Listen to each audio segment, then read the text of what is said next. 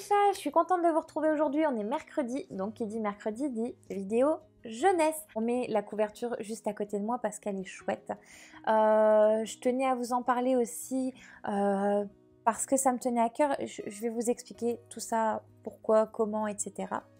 Comme d'habitude, n'oubliez pas de vous abonner à ma chaîne, de cliquer sur la petite cloche pour avoir les notifications et pourquoi pas de me laisser un petit pouce si vous avez aimé celle-ci.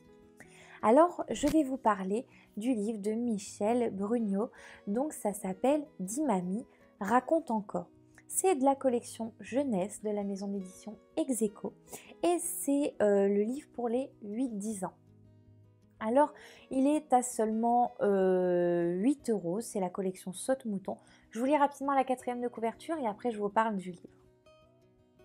Oh oui, elle raconte beaucoup d'histoires les mamies. Des histoires qu'elles inventent ou qu'elles lisent dans des livres ou bien celles qu'on leur a racontées quand elles étaient petites. Et j'espère que toutes ces histoires que j'ai regroupées dans ce recueil aideront les enfants à être encore plus heureux.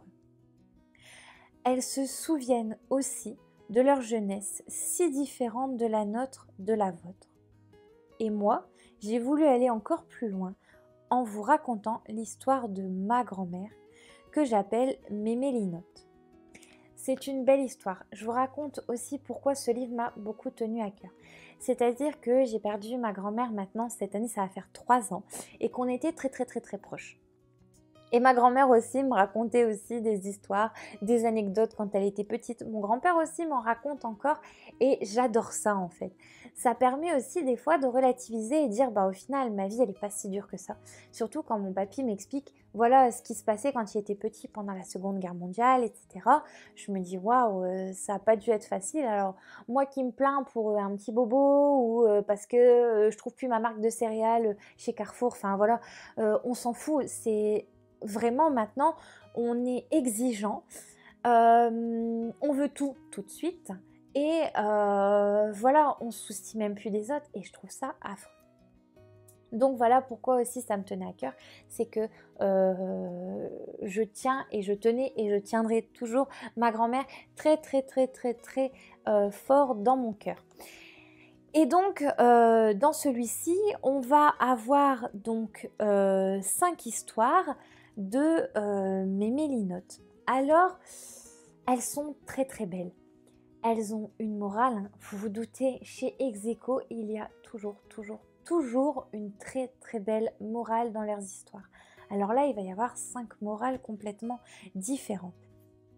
Par exemple, pour la première histoire avec Mona et Musa, en fait tout simplement il va y avoir une solidarité, etc.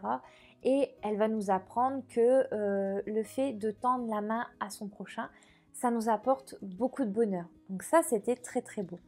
La robe bleue, c'était aussi super chouette parce qu'en fait, c'est une petite fille qui ne veut pas mettre cette robe bleue. Alors la grand-mère, elle comprend pas parce que c'était sa robe préférée.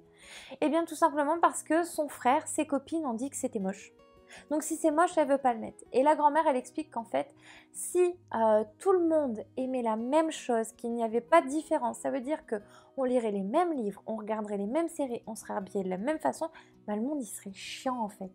Et donc, elle essaye de faire comprendre à sa petite fille que, voilà, c'est bien qu'il y ait des différences et c'est bien que l'on garde nos différences. C'est pas parce que les autres n'aiment pas que nous, on ne doit pas aimer. Dans la 3e histoire, les grenouilles et les sauterelles. C'est très chouette parce qu'en fait la petite fille va entendre quelque chose de la grenouille et elle essaye de le raconter à son grand-père, de dire voilà j'ai entendu ça à la grenouille. Et en fait le grand-père va dire mais arrête de raconter n'importe quoi, une grenouille ça parle pas. Et en fait elle ose plus en parler à qui que ce soit, mais elle va quand même le faire à son frère et son frère il va dire bah ouais finalement je l'ai peut-être entendu aussi. Et donc du coup c'est trop mignon parce qu'ils décident tous les deux de se souder et de dire bah voilà, si les adultes ne nous croient pas, eh bien nous on va plus croire les adultes tout simplement. Donc c'était trop mignon et ils se sont promis de plus rien se cacher et de tout se dire. Donc c'était une histoire de fraternité, c'est une très belle. Après, il y a Jaco pas de chance. Alors Jaco pas de chance, voilà, C'est l'histoire en fait d'une petite fille qui dit à sa grand-mère « Mais j'ai pas de chance !» Et la grand-mère elle dit « Pourquoi t'as pas de chance? Qu'est-ce qui se passe ?» Donc la petite fille elle explique toutes ses péripéties et tout. Et la grand-mère va lui expliquer une histoire en fait d'un homme qui se disait ne pas avoir de chance. Donc on lui dit d'aller dans une montagne, etc., de dire que il n'avait pas de chance, il va se passer énormément de choses. Et au final, à la fin, on va se rendre compte que c'est lui qui provoque pas sa chance. Parce qu'en fait, il n'écoute pas ce qu'on lui a dit. Et que s'il avait tout écouté, il aurait peut-être eu de la chance. Et la petite fille, en fait, se rend compte que, à force de dire « j'ai pas de chance », il faut réfléchir aussi pourquoi on n'a pas de chance. Par exemple, la petite fille a dit « j'ai pas de chance que j'ai raté le bus, par exemple, pour aller à la piscine ». Oui, ok, t'as raté le bus pour aller à la piscine, mais pourquoi ? Parce qu'en fait, elle n'avait pas rangé sa chambre la veille et la mère l'a punie en lui disant « non, avant de partir, là, tu ranges ta chambre ». Elle a raté le bus, elle n'a pas pu y aller. Donc, en fait, la grand-mère lui fait comprendre que, ok, elle n'a pas de chance, mais pourquoi elle n'a pas de chance? Parce qu'en fait, c'est elle qui procure cette malchance. Donc ça, c'était aussi très, très beau. Donc oui, je vous raconte un peu toutes ces histoires. Mais je vous laisse les lire, elles sont vraiment très très belles, elles ont toute une morale. Je vous les raconte comme ça un peu grossièrement et je vous raconte rapidement les morales pour que vous compreniez qu'elles sont toutes différentes mais qu'elles permettent aussi aux enfants de se développer, de prendre conscience de certaines choses et d'éviter de s'apitoyer sur leur sort et de pouvoir être heureux. Parce qu'à force de penser que tout est moche, tout est nul, tout le monde est contre nous, et au final, eux aussi, ils deviennent très négatifs et donc du coup, ils n'arrivent pas à accéder au bonheur. Donc c'est pour ça que ce livre était très très très intéressant. Il faut savoir que la dernière histoire de Mémé Linotte, c'est celle qui m'a le plus touchée. Puisqu'en fait, c'est une grand-mère qui va raconter à sa petite fille son histoire. Et donc c'est ça que je vous disais qui m'a fait penser à ma grand-mère, parce que ma grand-mère me racontait énormément aussi de choses qui s'est passées dans son enfance, et mon grand-père aussi d'ailleurs m'en raconte encore. Et j'ai trouvé ça adorable d'avoir mis ça sur papier, parce que les paroles s'envolent mais les écrits restent. Et donc j'adore ça parce qu'il faut savoir que par ces écrits, ça permet de pouvoir garder la mémoire de nos seniors. Voilà un peu pour ce livre et c'est pour ça que ça m'a touchée. Vous savez que je suis une grande fan donc des éditions Ex Aequo. Je vous ai parlé déjà de beaucoup de livres. Je vous remets tout ça dans la description. J'ai lu donc beaucoup de jeunesse.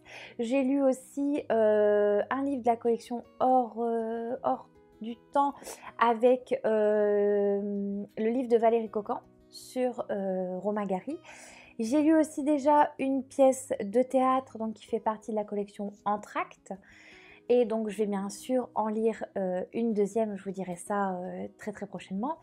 J'en ai lu aussi une autre, ça doit être la collection Blanche, où c'était l'histoire des personnes âgées dans les maisons de retraite. Donc c'était vraiment des livres magnifiques, c'est toujours des livres magnifiques. Et ce qui est génial, c'est que vous pouvez, si vous le souhaitez, envoyer un mail, pourquoi pas à la maison d'édition, pour dire ce que vous aimez, ce que vous recherchez, et ils pourront peut-être vous aiguiller. Voilà, parce que c'est quand même beaucoup plus intéressant quand on lit des choses qu'on aime. Ouais, petit chat, j'espère que la vidéo vous a plu. En tout cas, on se retrouve la semaine prochaine. À très très vite. Bisous.